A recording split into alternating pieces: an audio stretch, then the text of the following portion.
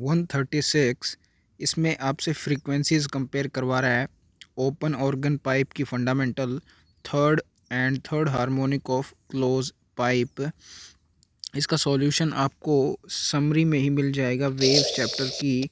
आप देखेंगे इस पेपर में बहुत सारे ऐसे क्वेश्चंस हैं जो समरी से ही हो जा रहे हैं। आपको इन डेप्थ थ्योरी में चैप्टर की जाने की भी ज़रूरत नहीं है। फिज़िक्स और फिज़िकल केमिस्ट्री में ऐसा होता है, बहुत सारे क्वेश्चंस होते हैं नीट के पेपर में सिर्फ समरी से। सो ओपन और क्लोज पाइप की फ्रीक्वेंसीज आपको दी हुई हैं। ओपन पाइप की फंडामेंटल फ्रीक्वेंसी होगी 1v/2L। क्लोज्ड का थर्ड हार्मोनिक होगा 3v/4L। यहाँ से length of open organ pipe would be 4L/6 means 40/3। Answer would be B. 137 आपसे पूछा गया है किस टेम्परेचर पर RMS speed of oxygen molecule equal हो जाएगा एस्केप वेलोसिटी ऑफ अर्थ के। So escape velocity of earth 11.2 kilometre पर सेकेंड। और काइनेटिक थ्योरी ऑफ गैसेस, इसकी समरी में ही आपको मिल जाएगा ये आरएमएस वेलोसिटी का फॉर्मूला √3 kBT/m। तो यहाँ से आप रीअरेंज करिए, टेम्परेचर की वैल्यू मिल जाएगी आपको escape velocity square into m divide by 3 kb।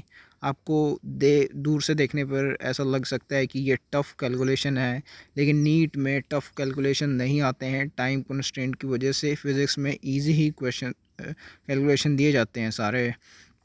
सो देखिए कैसे इजी है। 11 × 11 121 एंड 1.38 से 2.76 गया 2 से। सो 121 गुणा 2 242 और 10⁻⁻23 नीचे है, ऊपर गया 10⁻⁻23 एंड 10⁻⁻26 में ऐड करो 10⁻6 10⁻⁻20 तो ऊपर बचा 10⁻3 242 इंटू 10⁻3। इसको हम रीअरेंज करके लिखें 24.2 इंटू 10⁻4 जो 24.2 8 से गया तो ऑलमोस्ट 8 के इक्वल आंसर आएगा which is D. So 8 into 10⁻4 approximate. ऐसे अप्रोक्सीमेशन करके आपको आंसर्स तक पहुंचना होता है फिज़िक्स में। 138 आपसे एफिशिएंसी पूछी है इंजन की working between freezing point and boiling point of water. तो अगेन ये समरी में मिल जाएगा आपको थर्मोडाइनमिक्स की फॉर्मूला एफिशिएंसी का 1 - T2/T1। Freezing point of water होता है 0 डिग्री सेल्सियस, बॉइलिंग पॉइंट होता है 100। इनको केल्विन में लिखेंगे तो ऐसी कुछ इक्वेशन आ जाएगी आपके सामने। ऊपर आ जाएगा 10⁻4 डिवाइड बाई 373। इसको हम लिख सकते हैं 1000 डिवाइड बाई 373 इंटू 10। 373 से 1000 अराउंड 2.6 पे कट रहा है। So answer would be around 26%। Answer is B.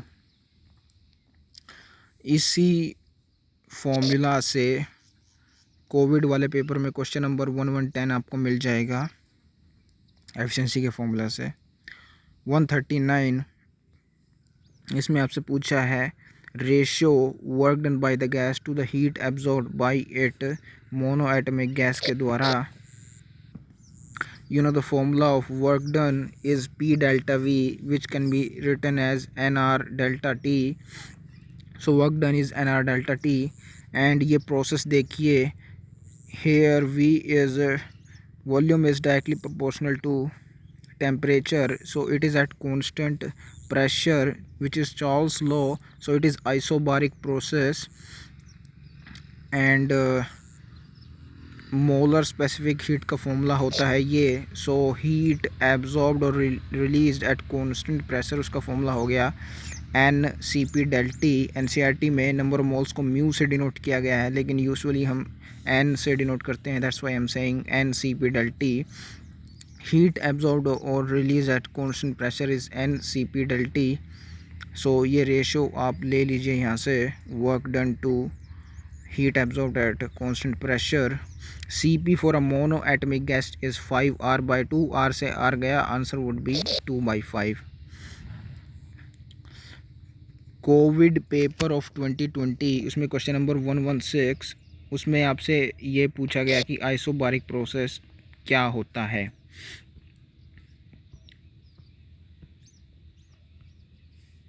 Again, this can be done from summary only, and it is summary of thermodynamics chapter.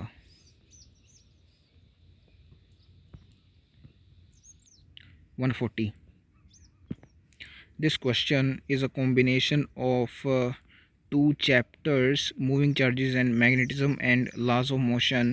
laws of motion में ये फिगर 5.11 से आपको पता चलेगा कि फोर्स का इंक्लाइंड प्लेन पे फोर्स का जो कंपोनेंट अलोंग द मोशन होता है वो mg sin थीटा होता है, और अगर फ्रिक्शनल फोर्स प्रेजेंट है तो जो कंपोनेंट फोर्स को अपोज करता है वो होता है mu N, which becomes mu mg cos theta. Opposing component in case of friction is mu mg cos theta. लेकिन हमारे क्वेश्चन में जो अपोजिंग कंपोनेंट होगा that is due to the force created due to the magnetic field and it is IBL, moving charges and magnetism में मिल जाएगा. तो friction के case में होता है mu mg cos theta. Here the force created due to the current flowing in the rod in the presence of magnetic field वो होगी opposing force. तो it would be IBL cos theta. It must be equal to mg sin theta, क्योंकि ये along the motion है और ये oppose कर रहा है मोशन को. ये दोनों इक्वल होने चाहिए for the rod to be stationary. यहाँ से tan 30 आ जाएगा IBL upon mg. tan 30 is 1/√3. I यहाँ से आ जाएगा 20/√3. √3 इज़ 1.7. सो ये हो गया रीअरेंज करके 200/17 which is around 11.32. Answer is a.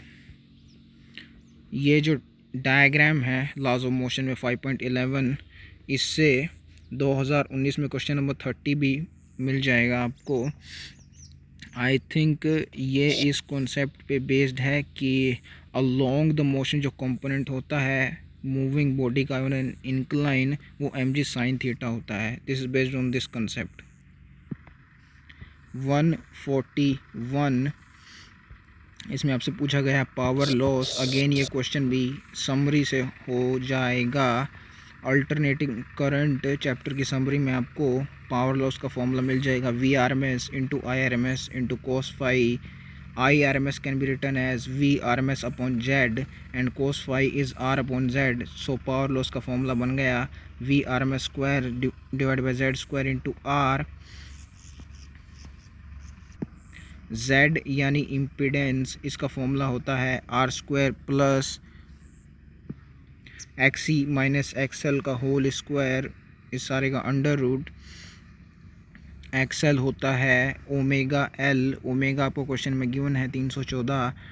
L inductance भी आपको गिवन है 20 मिली हेनरी. तो यहाँ से XL की वैल्यू आएगी 6.28. XC होता है 1/ओमेगा C. C यानी कैपेसिटेंस आपको गिवन है 100 माइक्रोफेराड. सो यहाँ से XC आ गया अराउंड 30.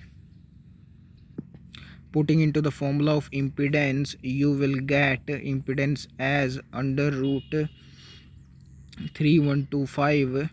अब जो 50 का स्क्वायर होता है 2500 और 60 का होता है 3600. सो ये उन दोनों के बीच में है. That's why we are taking 55 as its answer. Putting all the values in the formula, VRMS you know is V0 by √2. V0 आपको गिवन है 10. सो VRMS square 10 by √2 square into R which is 50 given in the question. Divide by Z square, Z which came out to be 55. इसको solve कीजिए. आपका answer आ जाएगा 100 divide by 1 to 1 which is just less than 1 and the value which is just less than 1 एक से थोड़ा सा छोटा सिर्फ एक ही ऑप्शन है, तो आप बिना कैलकुलेशन किए भी इसको लॉजिक से देख सकते हैं। 141B, moving on to 142। ये क्वेश्चन जब 2018 में रिलीज़ हुआ था तो बहुत से लोगों ने इसका आंसर द करंट सोर्स दिया था B, which is not true. Almost सब ने इसका करंट सोर्स आंसर दिया था, लेकिन जो ऑफिशियल आंसर की आई सीबीएसई की उसमें आंसर ए था and it is based on NCERT concept. So जिन्होंने करंट सोर्स आंसर दिया उन्होंने आई डोंट नो वाई उन्होंने कहाँ से कौन सा कंसेप्ट लगाया, लेकिन एनसीईआरटी के अकॉर्डिंग इसका ए ही आंसर होगा जो कि सीबीएसई ने ऑफिशियल आंसर की में दिया। देखते हैं कैसे। इसमें आपसे पूछा गया है कि इलेक्ट्रोमैग्नेट के बीच में रखा हुए डायमैग्नेटिक रॉड पुश्ड अप हो जाती है मैग्नेटिक फील्ड की प्रेजेंस में, ऐसा क्यों होता है, इसका कारण पूछा गया है। तो मैग्नेटिज्म एंड मैटर चैप्टर में आपको ये पैराग्राफ मिल जाएगा। यहाँ बताया गया है diamagnetic material when placed in magnetic field is repelled, and the reason for that is this happens due to induced current in accordance with Lenz's law, and this induced current is in itself is produced by the induced electric field। ये हम सीखते हैं electromagnetic waves में। अभी के लिए इतना जान लीजिए कि ये जो इंड्यूस्ड करंट है इसका नाम होता है displacement current, and it is produced by the electric field which is itself produced by the changing magnetic field. So इसका आंसर होगा A. The rod is pushed up due to the induced electric field due to changing magnetic field. This happens due to Lenz's law. So conceptually NCERT के according इसका answer A होगा, and according to CBSE की also इसका answer A होगा। बहुत सारे लोग आपको मिल जाएंगे जो इसका आंसर बी बता रहे हैं, ऑलमोस्ट सभी बता रहे हैं एक दो को छोड़ के। So you better go with the NCERT। 143 आपसे रेजिस्टेंस ऑफ गैल्वेनोमीटर पूछा गया है। मूविंग चार्जेस एंड मैग्नेटिज्म में आपको ये पैराग्राफ मिल जाएगा। यहाँ से आपको पता लगा कि current sensitivity divide by resistance होती है वोल्टेज सेंसिटिविटी। सो यहाँ से रेजिस्टेंस आ जाएगा CS divide by VS। CS आपको दी हुई है 5 डिवीजन पर मिली ampere. So 5 divide by 10⁻³ ampere CS हो गया।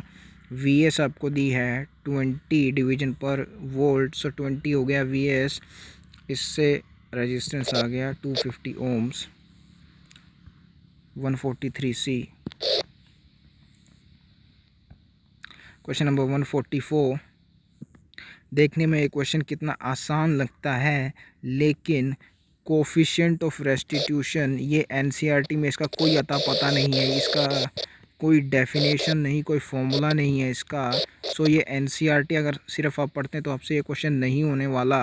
अगर आप सारे PYQs करते हैं फिज़िक्स के नीट या PMT के तभी आपसे होगा। 1988 में ये क्वेश्चन पूछ लिया गया कि coefficient of restitution perfectly elastic collision के लिए क्या होता है, इसकी वैल्यू 1 होती है। तो इसे करने के लिए आपको डेफिनेटली ई की डेफिनेशन पता होनी चाहिए, जो कि होती है E is equals to velocity of separation upon velocity of approach. और परफेक्टली इलास्टिक कोलिजन में ये दोनों इक्वल होती हैं, तो रेशो आ जाएगा 1। इसी कंसेप्ट का यूज़ करते हुए ये क्वेश्चन होगा। First of all we are applying conservation of linear momentum. Firstly, the small mass m was moving, let's say it was moving with the velocity v, and after collision it becomes at rest, and the bigger mass 4m, let's say it's move with a velocity v dash। तो यहाँ से v dash आ जाएगा v/4। now applying the formula of coefficient of restitution, velocity of separation। So collision के बाद सिर्फ 4m move कर रहा है with velocity v/4। the smaller mass m is at rest, so velocity of separation is v by 4. Velocity of approach before collision, only the small m is moving with the velocity v. 4m is at rest, so velocity of approach is v, so e would be v by 4 divided by v. It is 1 by 4, which is 0.25. Answer is D. So it is a question which is seemingly easy, but it can't be done with the help of NCERT. NCERT में आपको ये conservation principal ज़रूर मिल जाएगा linear momentum का, लेकिन coefficient और restitution का अता पता एनसीईआरटी में आपको नहीं मिलेगा। राइट। 145 वर्क एनर्जी पावर में ये एग्जांपल 6.7 मिल जाएगा आपको। इससे आपको पता लगेगा कि वर्टिकल सर्कल में एक बॉडी को जब एक वेलोसिटी देते हैं तो ये मिनिमम वेलोसिटी का स्क्वायर अंडर 5gl होना चाहिए, so that it completes the circle. ये इन्फॉर्मेशन यूज़ होगी इस क्वेश्चन में।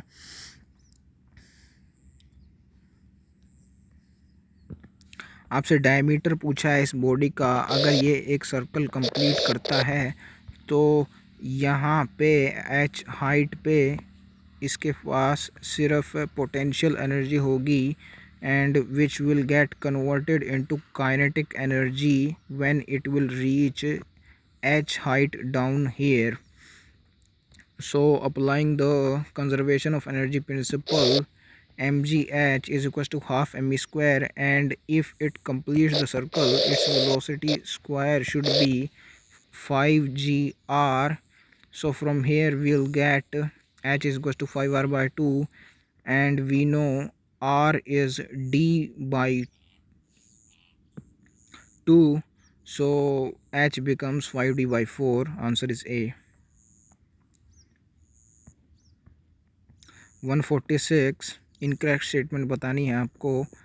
कोफिशिएंट ऑफ स्लाइडिंग फ्रिक्शन, ये काइनेटिक फ्रिक्शन ही होता है, has dimension of length. It is incorrect statement. ये क्वेश्चन आपका समरी से ही हो जाएगा।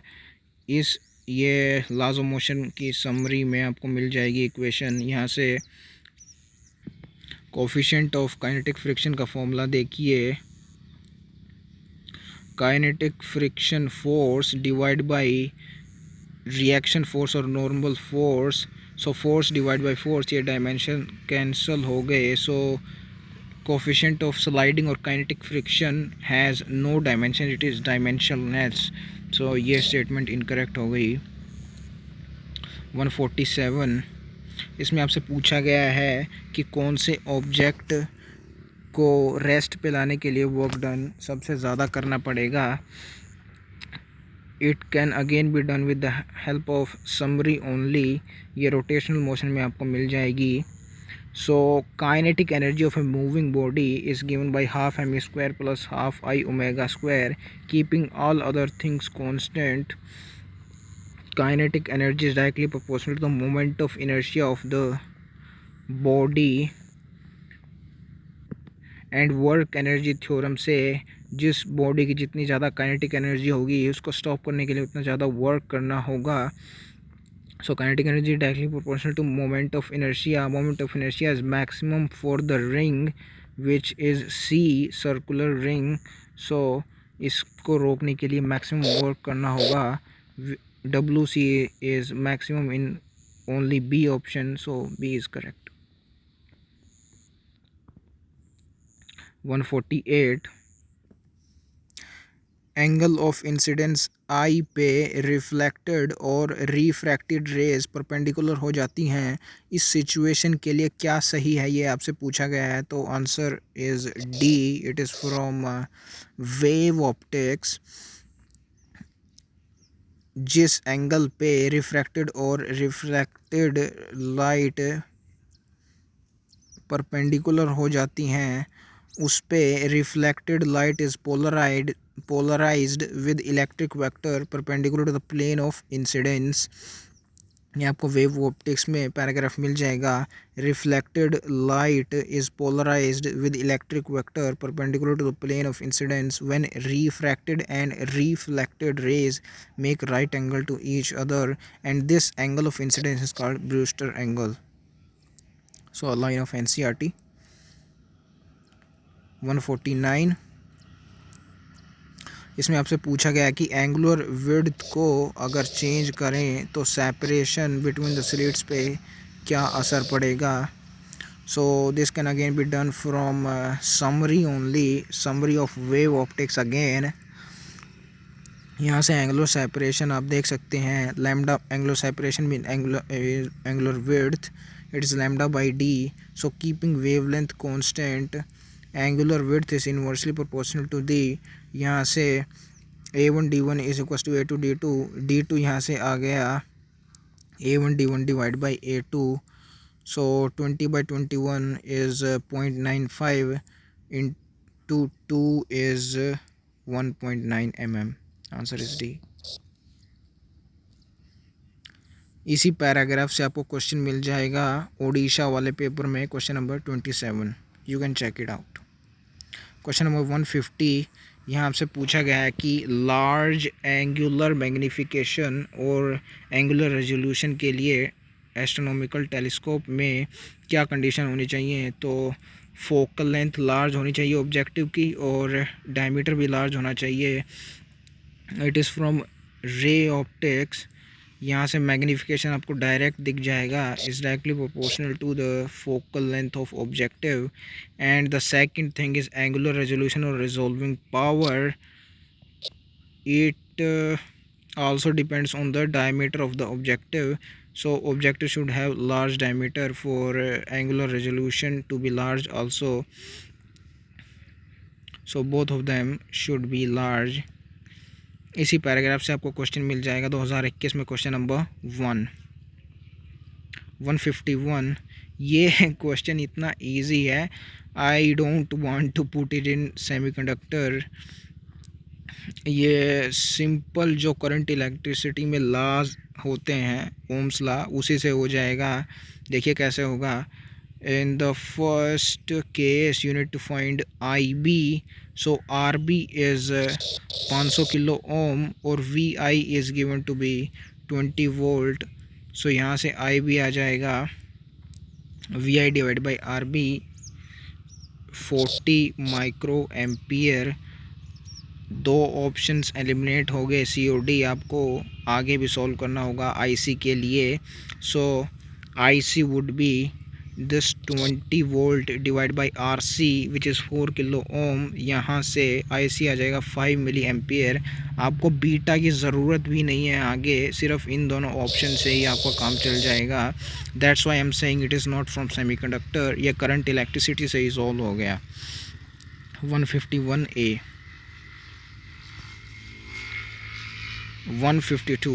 Now this won't be solve with current electricity. इसके लिए आपको सेमीकंडक्टर प्रॉपर जाना पड़ेगा। ये पैराग्राफ को सेमीकंडक्टर में मिल जाएगा। इसमें कहा गया है कि if the reverse current exceeds the rated value diode gets destroyed due to heating, and this can happen even for the diode under forward bias if forward current exceeds the rated value। तो आपसे पूछा गया है कि PN junction diode में change in temperature due to heating क्या affect करता है। तो ओवरऑल वीआई कैरेक्टरिस्टिक अफेक्ट करता है, not only reverse, because in forward also due to over heating it gets destroyed, means due to change in temperature it gets destroyed in forward also and in reverse also. So B में दिया है only reverse, D में only forward, ये wrong हो गए। और सी में आपको बोला है कि टेम्परेचर चेंज अफेक्ट ही नहीं करता वी आई कैरेक्टरिस्टिक को। ऐसा कैसे हो सकता है भाई, ओवर हीटिंग हो रही है, उसे डिस्ट्रॉय हो रही है चेंज इन टेम्परेचर से डायोड। तो it really do affects, it affects overall, means both forward and reverse characteristics of PN junction diode. So answer is A. 153, ये आपको मैनुअली सॉल्व करना होगा। A when given to AND gate with B bar, क्योंकि B को अगर not gate से cross किया जाए तो ये बी बार हो जाएगा। So A and B bar given to AND gate, A dot B bar हो जाएगा। Similarly when A is crossed with not gate, ये हो जाएगा ए बार। और बी के साथ जब इसको एंड गेट से क्रॉस करवाया जाएगा तो ए बार डॉट बी आ जाएगा। इन दोनों को जब और गेट से क्रॉस करवाया जाए तो A dot B bar plus A bar dot B would be the answer. It is given in D option. 154, ये एग्जैक्टली फिगर पूछ लिया गया करंट इलेक्ट्रिसिटी से। फिगर 3.8 पार्ट बी में आपको बताया गया है कि 4 and 7 corresponds to colours yellow and violet in colour coded resistor. So 4 and 7 अगर आप मैच कर लें तो आपका काम हो जाएगा yellow and violet. Answer is D. ये सिमिलर क्वेश्चन 2020 में आपको मिल जाएगा 164 question, you can check it out. 155, this can again be done from the summary only, summary of current electricity chapter। यहाँ से आपको I की वैल्यू देखनी है। क्वेश्चन बोल रहा है n registers each of value r connected in series to a battery of EMF E and internal resistance R। तो करंट ड्रॉन होता है I, और जब इन्हीं रजिस्टर को पैरेलल में कनेक्ट करते हैं to the same battery, current drawn is 10I। आपको n बताना है। तो यहाँ से in the first case I would be E upon NR because n resistors are connected in series, so equivalent resistance would be NR plus internal resistance of the battery R। ये equation 1 हो गई in the first case। in the second case current drawn is 10I, so it would be equal to E upon R by N। n resistors connected in parallel, equivalent resistance is R by N plus internal resistance is same R। इन दोनों equation को equate कीजिए, equation 2/1, you will get n as 10। Answer is B. 156 बोल रहा है battery consist of n number of identical cells, तो उसका equivalent potential हो जाएगा NE having internal resistance R connected in series. So उसका इक्विवेलेंट रेजिस्टेंस हो जाएगा NR। Current I is measured, I would be NE divide by NR। यहाँ से NN cancel हो जाएगा, I would B E by R। आपको I और N का रिलेशन बताना है। तो इस फॉर्मूला में आप देख सकते हैं I के फॉर्मूला में कहीं भी N नहीं है, तो I is independent of N, means its value don't increase और decrease with N। So answer is B, means its value remains constant with N, right. 157, this can again be done with summary only, summary of chapter mechanical properties of solids. इससे question आपको मिल जाएगा 2020 में 161 question, देख सकते हैं आप। यहाँ आपसे पूछा गया है एरिया ए की वायर को जब स्ट्रेच करते हैं तो delta L increase in length होता है। 3A एरिया की वायर को किस फोर्स से स्ट्रेच किया जाए कि the increase in length should remain same. So ये फोर्स का फॉर्मूला आपको समरी से मिल जाएगा Y A delta L by L। Y is Young's modulus, it would be same for both of the wire because they are made of the same material। delta L extension is same in both of the wire, it is given in the question। So force is now directly proportional to area and inversely proportional to length. Second wire का area 3 times हो रहा है, so force would be 3 times. And आपको given है कि volume same है both wires का, so equating the volume of the both wires, volume of wire one is equals to volume of the second wire. यहाँ से length of the second wire becomes L/3. So force is directly proportional to area becomes 3 times, and force is inversely proportional to length becomes L/3 times. So 3 ऊपर गया, 3 into 3 9, so force will become 9 times. ऐसे comparison वाले questions में आपको pen उठाने की कोई ज़रूरत नहीं होती, आप वर्बली इन क्वेश्चन को कर सकते हैं. 158.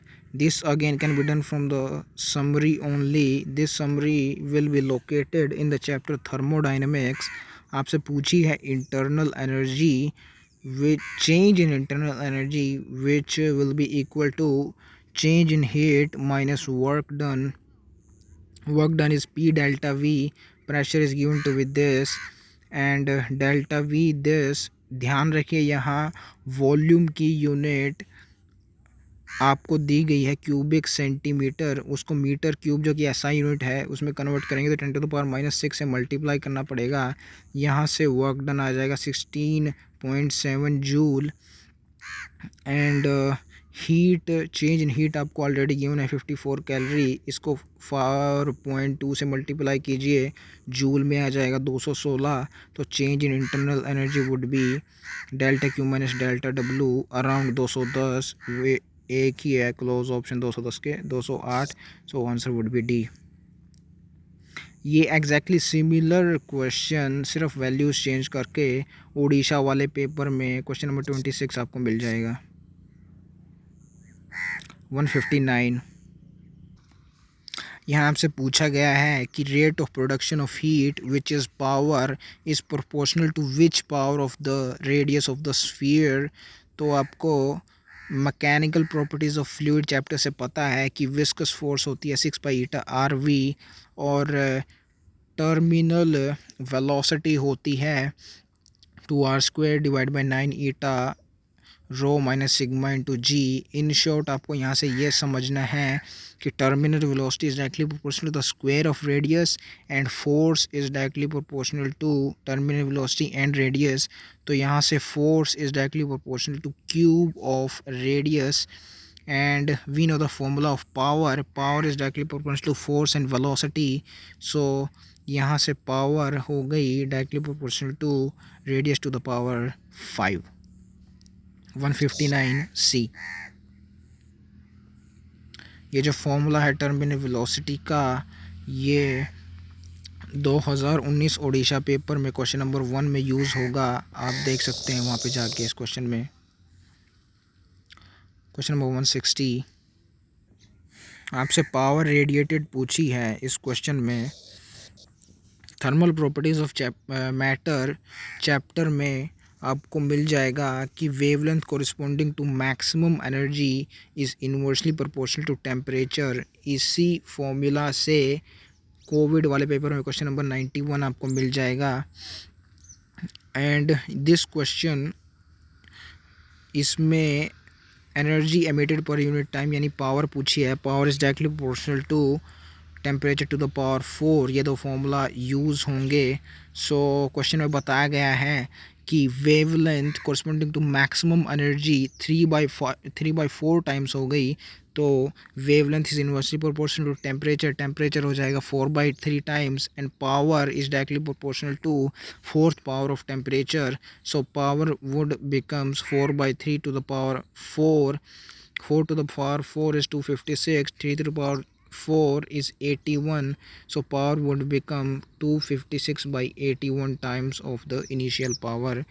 The answer is C.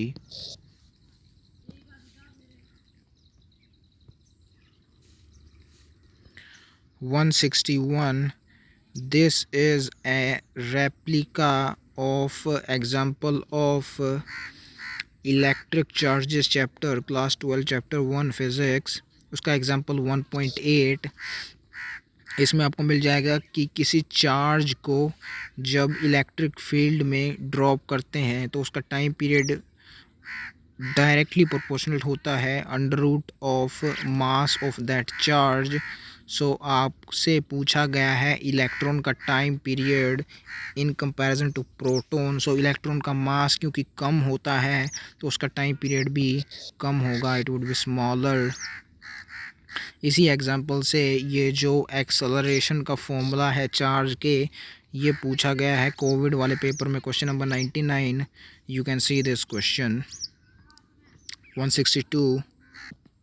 This question again can be done from summary only. This is the summary of the chapter oscillation, class 11 physics. यहाँ से आपको मिल जाएगा acceleration का formula for a particle exhibiting SHM is minus omega square x. Putting the value you will get omega as 2 radian per second, और time period का formula भी ऊपर ही दिया हुआ है which is 2 pi by omega. Putting the value you will get time period as pi second. Answer is D. 163. इसमें आपको खाली इतना पता लगाना था कि ये जो क्वेश्चन में पाइप दी गई है ये क्लोज पाइप है, ग्लास ट्यूब है जिसमें एयर कॉलम है, the one end of which is adjusted by a variable piston. So one end can be moved and the other end is closed, so it is a closed pipe. आपको सिर्फ इतना पता लगाना था इस question में। Close pipe में odd harmonics होते हैं जैसे कि lambda by 4, 3 lambda by 4. So the difference between any two harmonics is lambda by 2. मैंने यहाँ थर्ड हार्मोनिक और फर्स्ट के बीच का डिफरेंस निकाला है। आप किन्हीं भी दो हार्मोनिक्स के बीच का डिफरेंस निकाल सकते हैं, जैसे फिफ्थ और थर्ड का, सेवन्थ और नाइन्थ का, नाइन्थ और सेवन्थ का, सब का डिफरेंस लैम्डा बाई 2 आएगा. So the difference of the lengths given in the question is 53. So lambda by 2 is equal to 53. यहाँ से लैम्डा आ गया 106 सेंटीमीटर. आपसे पूछी है वेलोसिटी और दी है आपको फ्रीक्वेंसी. वेवलेंथ आपने निकाल ली, तो velocity is frequency into wavelength. 320 into 1.06. Answer is close to 339 meter per second.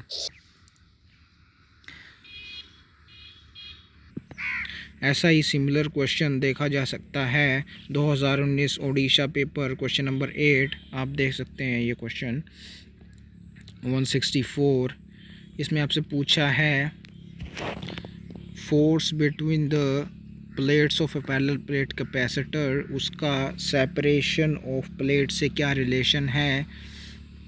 तो इलेक्ट्रोस्टैटिक पोटेंशियल एंड कैपेसिटेंस उस चैप्टर में आपको मिल जाएगा कि the electric field between the plates of parallel plate capacitor is Q by epsilon naught A, and electric field into charge gives electric force. तो electric force becomes Q square by epsilon not A. यहाँ पे आपको कहीं भी D नहीं दिख रहा, separation between the plates.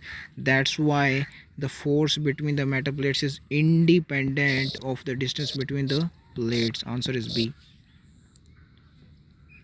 165. ये एग्जैक्टली रिपीट हुआ है क्वेश्चन 2005 से. डूल नेचर ऑफ मैटर में आपको मिल जाएगा. इसमें पूछा क्या गया है, फोटोन की एनर्जी 2h न्यू नोट है, तब उसकी मैक्सिमम वेलोसिटी इजेक्टेड इलेक्ट्रॉन्स की मैक्सिमम वेलोसिटी इतनी है. अगर फ्रीक्वेंसी इंक्रीज कर दी जाए 5h न्यू नोट से, तो मैक्सिमम वेलोसिटी कितनी हो जाएगी आपसे पूछा गया है. तो इन the first case maximum kinetic energy is h nu naught. In the second case it becomes 4h nu naught, means maximum kinetic energy becomes 4 times. तो maximum velocity becomes 2 times because it is directly proportional to the under root of maximum kinetic energy. So means the maximum velocity doubles, so the ratio will be 1 by 2. And here also you can see velocity will be doubled, 4 से 8 हो जाएगी, 8 × 10⁶. 166. This can again be done from summary only. Summary of the chapter nuclei. Summary से आपको पता लगेगा कि half life of a nucleid is radionuclide is the time in which number of initial nuclei has been reduced to one half of its initial value. सिर्फ ये बात आपको पता होनी चाहिए क्वेश्चन सॉल्व करने के लिए हाफ लाइफ की definition.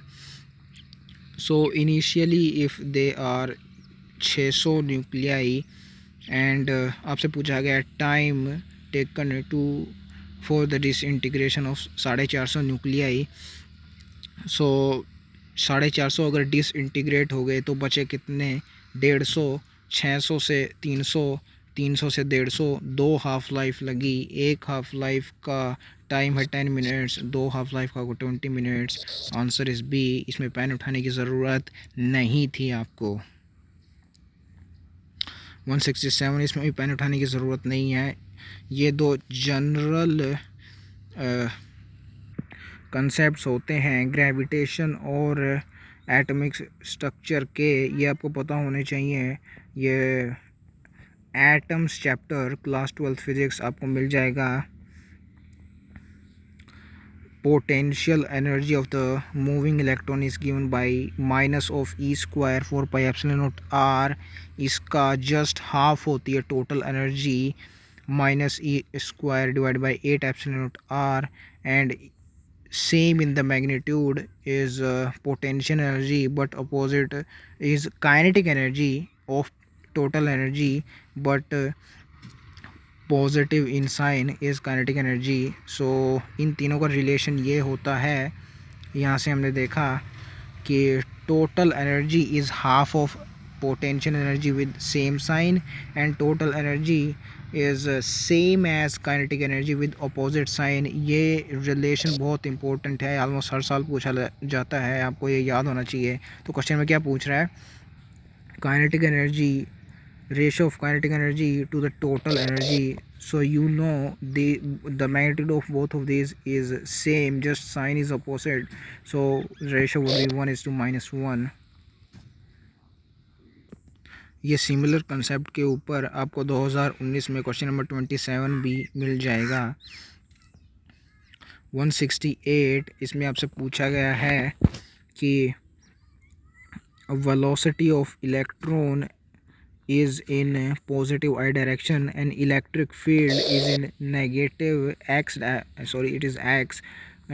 Velocity of electron is positive x direction and electric field is in negative x direction. तो ऐसी कुछ सिचुएशन है, the electric field will attract the electron and velocity of electron will increase. And from this formula given in dual nature we know that wavelength is inversely proportional to velocity. So velocity अगर increase हो रही है तो wavelength has to decrease. इसमें आपको calculation करने की ज़रूरत नहीं है, सिर्फ एक ही ऑप्शन है बी जिसमें velocity decrease हो रही है. ए में तो कोई असर ही नहीं पड़ रहा वेवलेंथ पे. जिसमें वेवलेंथ डिक्रीज़ हो रही है ए में तो कोई असर नहीं पड़ रहा वेवलेंथ पे. एंड सी में मल्टीप्लाई हो रही है टाइम के साथ, डी में भी मल्टीप्लाई हो रहा है कुछ ना कुछ इसके साथ. सो सी और डी में इंक्रीज़ हो रही है, ए में कांस्टेंट है, सिर्फ बी में डिवाइड किया गया है वेवलेंथ को, means it is decrease only in B. So answer is B. ये डायरेक्ट क्वेश्चन उठा लिया गया था एनसीईआरटी एग्जाम्पलर से, कॉपी पेस्ट किया गया था.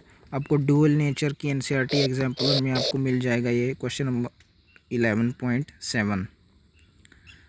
Question number 169, it is repeated from AIPMT. Question number 169 1991 से रिपीट हुआ है ये. इस क्वेश्चन को हम डिटेल में देखेंगे when we'll do the chapter rotational motion. As of now you just see this that it is repeated PYQ, right. 170,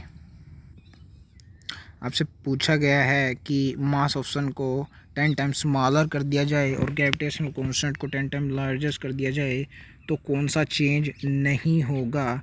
so this can again be done from summary only. आपको पता है कि gravitational force between earth and sun, यहाँ पे अगर mass of sun 10 times decrease हो जाए और ग्रेविटेशन कांस्टेंट 10 टाइम इंक्रीज़ हो जाए, सो 10 से 10 कट जाएगा और force would be same. So force same रहेगी, लेकिन acceleration due to gravity on earth, इसकी वैल्यू होती है G me divide by R square. So G/10 हो जाएगा, तो acceleration due to gravity small g/10 हो जाएगा। So acceleration due to gravity will definitely decrease. A option में लिखा है it will not change, so it is incorrect option. 171 यहाँ आपसे पूछा गया है कि रोटेटिंग बॉडी में कौन सी चीज़ कांस्टेंट होती है। It is based on conservation of angular momentum. ये भी रोटेशनल मोशन की समरी से ही हो जाएगा क्वेश्चन। कितने सारे क्वेश्चन समरी से हो रहे हैं।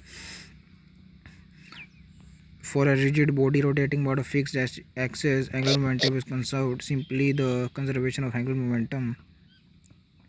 172 again a question from angular momentum conservation, but this is from the summary of chapter gravitation. Kepler's second law उससे होगा ये। तो आपसे काइनेटिक एनर्जीज कंपेयर करवा रहा है 3 ऑब्जेक्ट्स की at different locations from sun.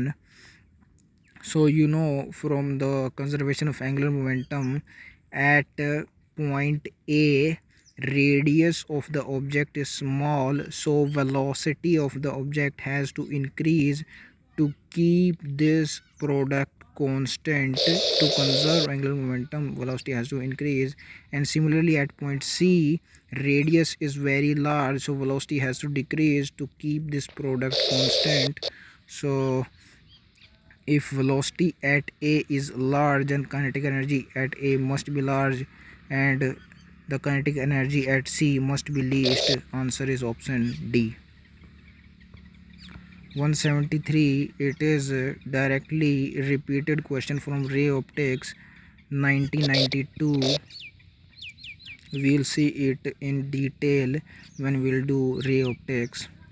174 electromagnetic induction chapter में एग्जाम्पल नंबर 6.10 आपको मिल जाएगा।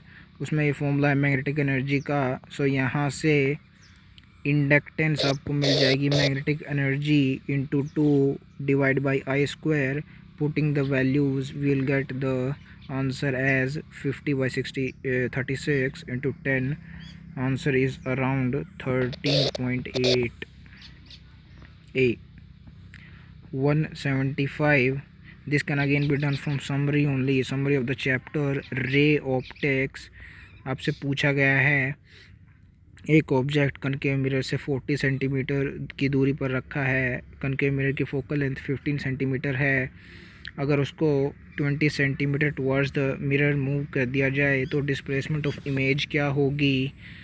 Putting the values you'll get the distance of the image to be -24 centimetre. यहाँ आपको पता होना चाहिए कि कनकेव मिरर की फोकल लेंथ नेगेटिव होती है, तो it would B -15 and distance of the object is on the left side of the mirror, so it would B -40 centimetre.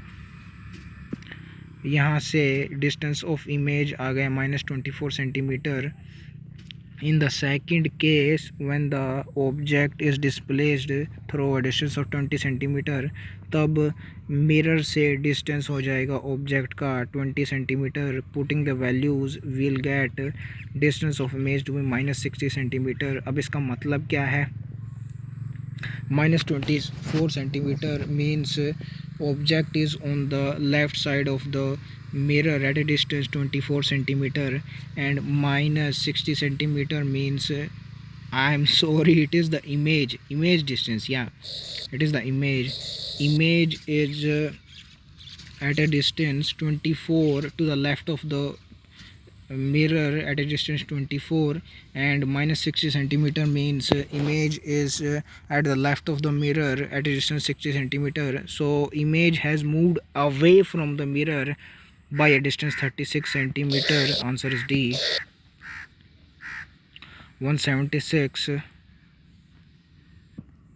इसमें आपसे पूछा गया है direction of magnetic field of electromagnetic wave moving in I direction having an electric field component in Y direction. So you know this is NCERT exemplar question 8.5 of electromagnetic waves. यहाँ आपको पता लगेगा direction of electromagnetic wave क्या होता है. It is E cross B. तो यहाँ से आपको ई गिवन है जे में, आई गिवन है आई में. तो मैग्नेटिक फील्ड की डायरेक्शन होगी के which is plus Z direction.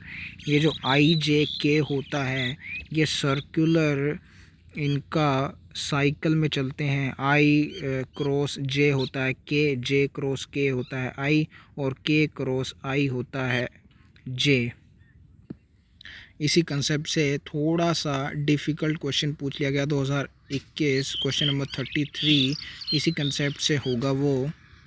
उसके लिए मैं आपको बता दूं कि ये जो उल्टा साइकिल चलेगा कि आई क्रॉस के ये माइनस जे होगा, के क्रॉस जे ये माइनस आई होगा. ये ऐसे उल्टा सीधा होता है इसका concept. Question number 8.6 of NCERT exemplar of electromagnetic waves. ये डायरेक्ट कॉपी पेस्ट क्वेश्चन कर दिया गया 2020 question number 37. You can check it out. 177 is again a PYQ repeat of 1998. We'll see this question in detail when we'll do laws of motion.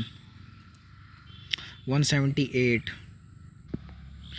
This question is from lab manual. ऐसा नहीं है कि lab manual से पहली बार 2018 में question आया है. 1994 AIPMT में भी इससे क्वेश्चन आ चुका है. सो it is not a new question, it is from PYQ. Units and measurement जो चैप्टर है उसके लैब मैनुअल में आपको 5 एक्सपेरिमेंट दिए हुए हैं. उसमें से दूसरा एक्सपेरिमेंट है वो है स्क्रू गेज के बारे में. इसी से ये क्वेश्चन होने वाला है. For a screw gauge we know observed reading is main scale reading plus circular scale reading and true reading is observed reading minus zero error with sign. And circular scale reading can be calculated as least count into circular scale coinciding divisions. Least count in the question is given to be 0.01 centimeter and coinciding circular scale divisions are given to be 25. यहाँ से circular scale reading आ गई 0.025 centimetre and observed reading would be main scale reading which is given to be in the question as 5 mm plus circular scale reading which came out to be 0.025 centimetre. So यहाँ से observed reading आ गई 0.525 centimetre. True reading होगी observed reading minus zero error with sign. Now in the question zero error is given to be minus 0.04. So with sign हम put करेंगे तो ये add हो जाएगा minus minus plus and the true reading would be 0.529 centimetre. Answer is A. अभी हम ये 1994 वाला क्वेश्चन भी देख लेते हैं जो AIPMT में पूछा गया था. ये कैसे होगा. It is based on vernier calliper जो कि फर्स्ट एक्सपेरिमेंट है लैब मैनुअल का in the chapter units and measurements. So इसमें least count of vernier calliper इस फॉर्मूला से दिया जाता है 1 MSD main scale division into 1 minus m by n. Here m is main scale divisions and n is coinciding vernier scale divisions. Question में length of main scale division is given to be 1 mm. So यहाँ 1 mm लिख दिया हमने. 1 minus n minus 1 main scale divisions आपको दिए हुए हैं. और एंड डिविजन्स आपको वर्नियर स्केल के दिए हुए हैं. So putting the values will get least count as 1/n mm, which can be written as 1/10 centimeter, because 1 centimeter has 10 mm. 179. This can again be done by summary only. This is summary of rotational motion. ये जो formula है इससे question 2020 में question number 149 भी आया हुआ है. इस क्वेश्चन में आपसे पूछा गया मोमेंट ऑफ फोर्स यानी torque about the point this. So this position vector is given by final minus initial position. Final is that point about which we gotta find torque, and initial is the origin point जिसको हम बोलते हैं torque, जिसके about find किया जाता है. About that point is origin, and torque जहाँ find करना होता है at that point, that is final point. So final minus initial came out to be this position vector. अब इसका आर क्रॉस एफ करना है हमें to get the torque. I hope you know how to do R cross F. इसमें जो first वाली line होती है उसको अगेन लिख लेते हैं और सारे वैल्यूज़ को ऐड कर देते हैं. I will show you how it is done. Removing the first line we will get -6 into 2 minus 5 into -1, minus minus plus, so it would be +5 into I,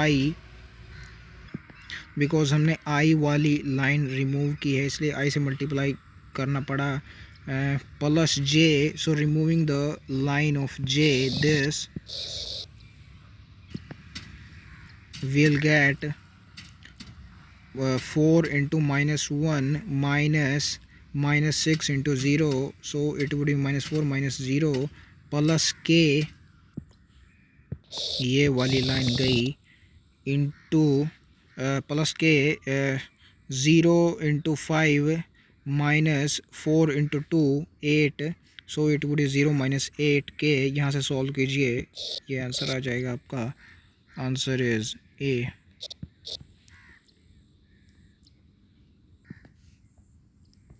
180, the last question of physics paper. इसमें electric field के वजह से velocity increase और decrease हो रही है, तो आपको वीटी ग्राफ बना लेना चाहिए तो आसानी से हो जाएगा question. The area of the VT graph gives displacement. So 0 से 1 सेकेंड में the car is going from 0 to 6 meter per second, and at that instant direction of field is reversed and car continues to move for 2 seconds under the influence of this field.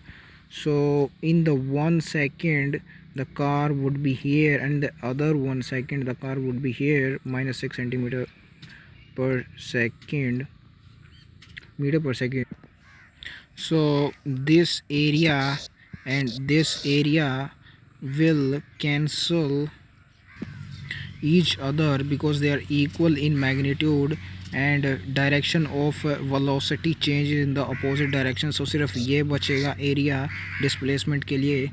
Displacement is area of the graph half into base into height. Area of this graph, base